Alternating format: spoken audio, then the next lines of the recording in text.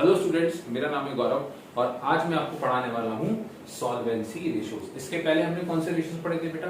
इसके पहले हमने पढ़े थे लिक्विडिटी रेशियोज और आज हम क्या पढ़ने वाले हैं? Solvency ratios. तो बेसिकली 4 तरह के सॉल्वेंसी रेशियोज होते हैं और ये सॉल्वेंसी रेशियो किसी भी फर्म की लॉन्ग टर्म सॉल्वेंसी के बारे में बताते हैं। किसके बारे में?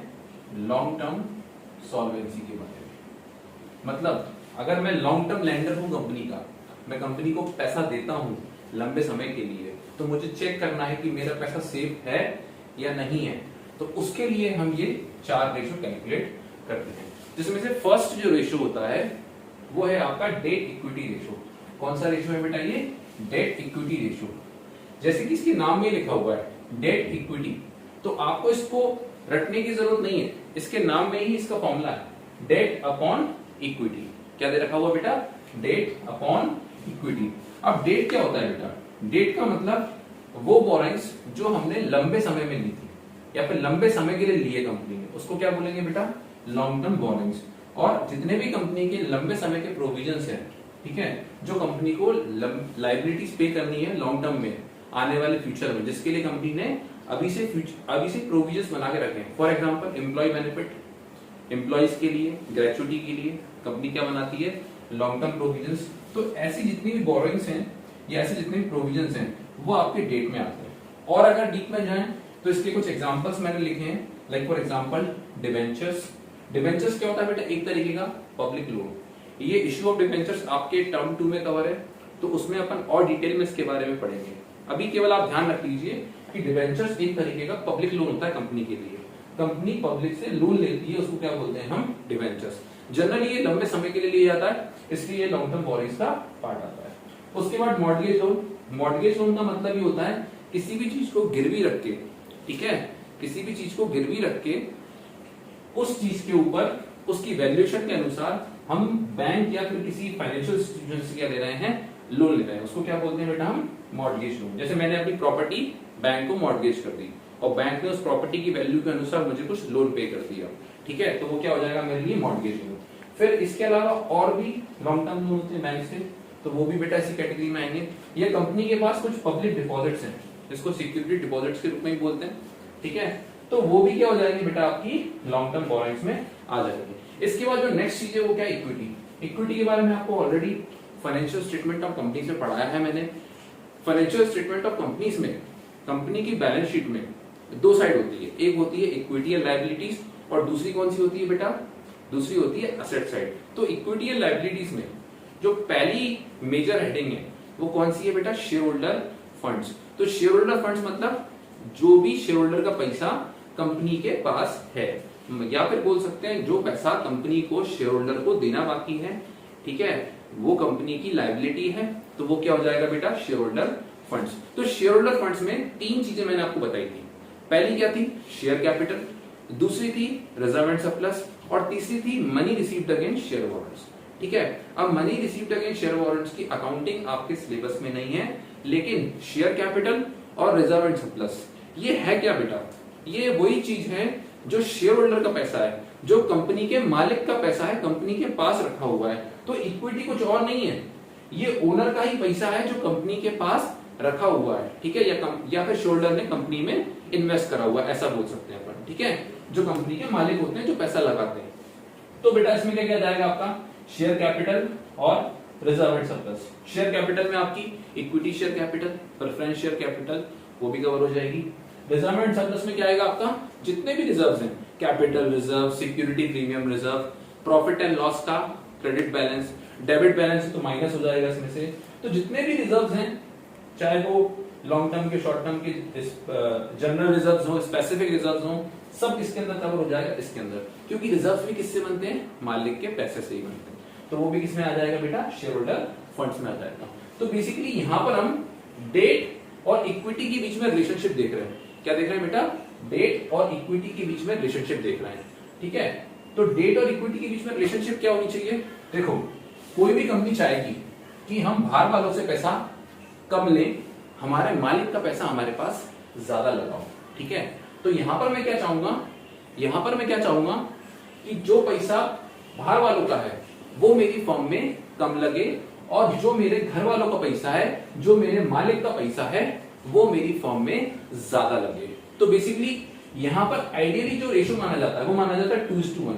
मतलब अगर आपका 1 रुपया लगा हुआ है तो बाहर वालों का 2 रुपया लगा हो तो चलेगा, लेकिन इससे अगर ज्यादा है तो बेटा वो सेफ नहीं है।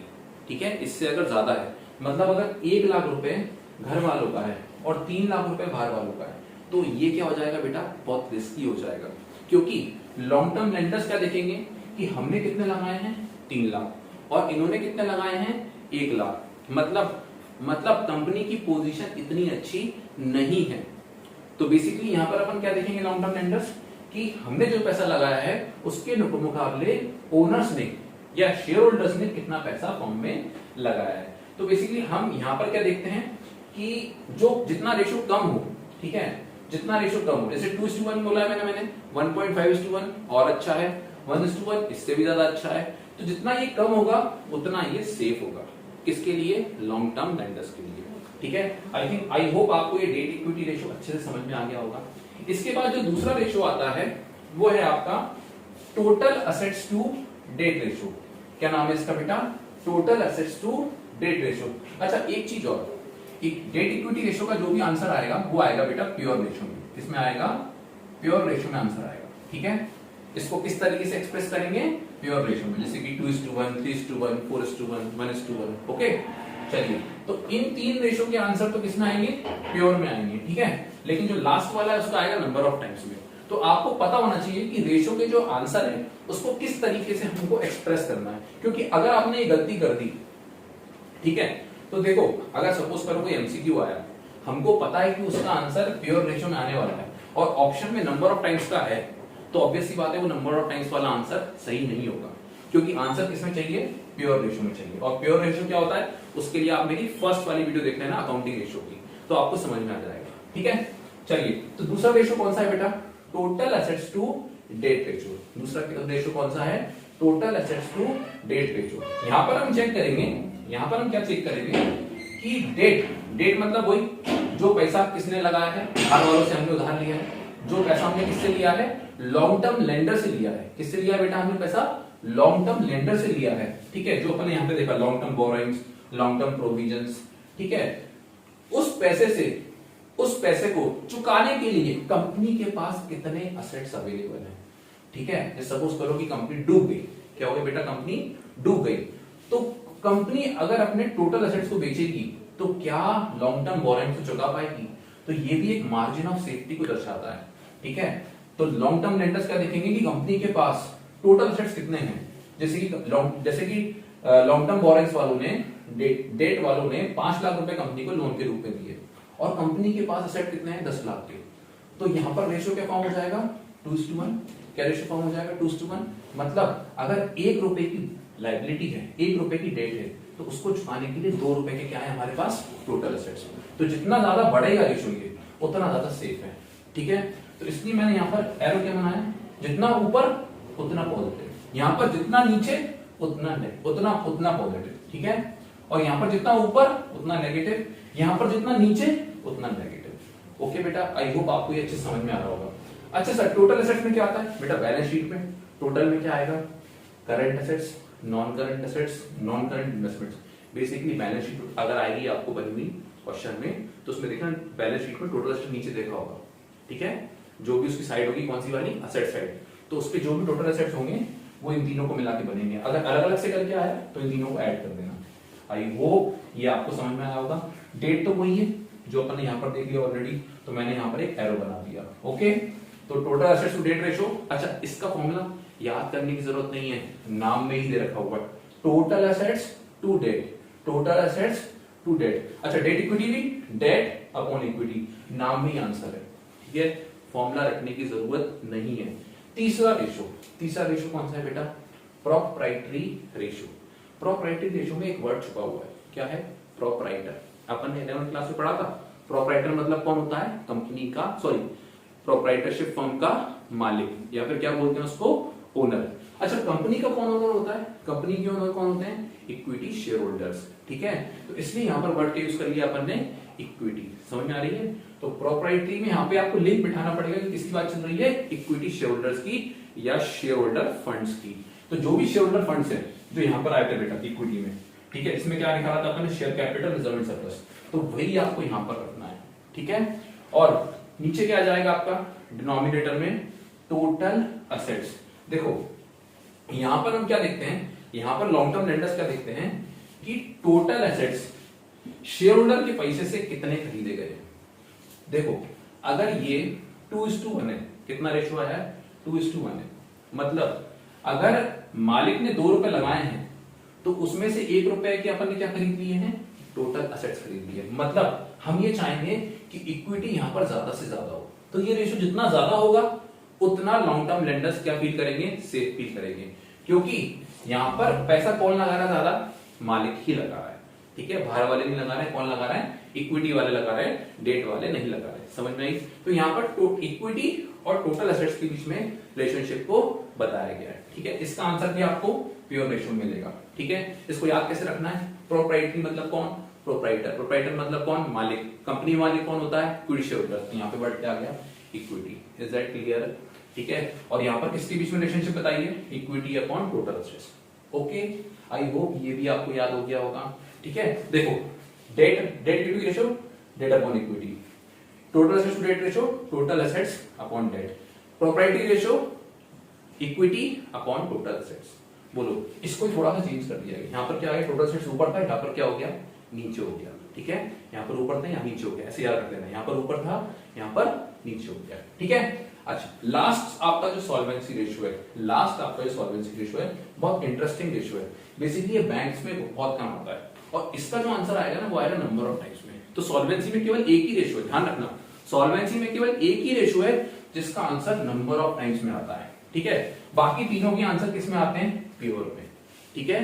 बाकी तीनों के आंसर किस में आते हैं, प्योर रेशियो में, और इसका आंसर किस में आता है, नंबर ऑफ टाइम्स में। अब सुनो ये क्या होता है बेटा, ठीक है, पहले इसका फॉर्मूला देख लो, profit before interest and tax upon fixed interest charges.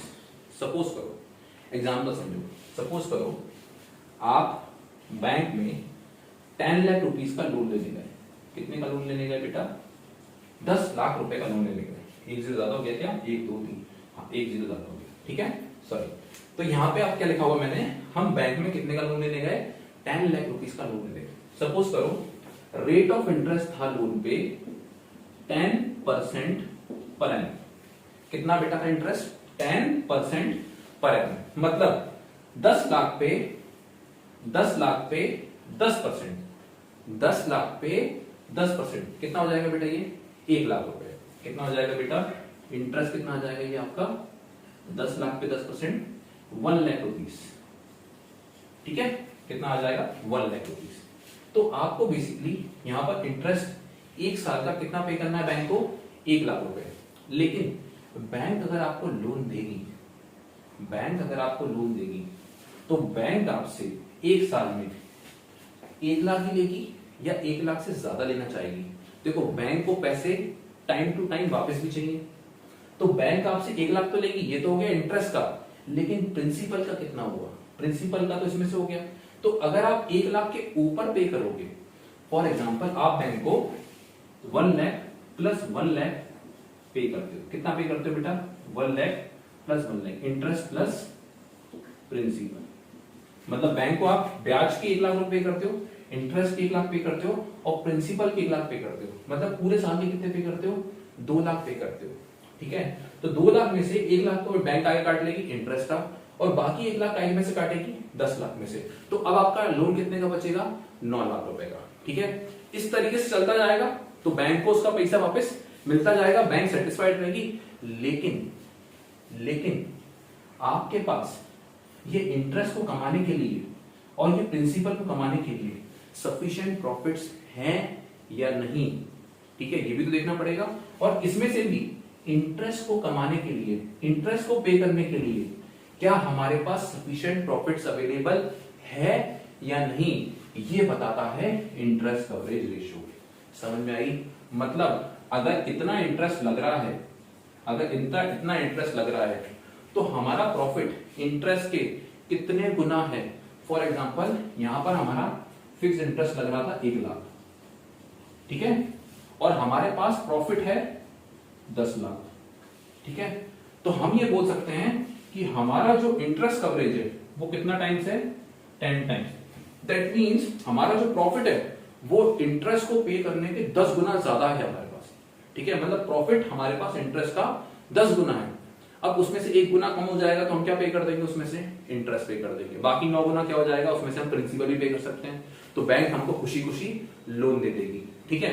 लेकिन अगर ये कम हुआ, अगर ये कम हुआ, 3 हुआ, 4 हुआ, या फिर 2 हुआ, या फिर नेगेटिव में चला गया, तो बैंक आपको कभी भी लोन नहीं देगी।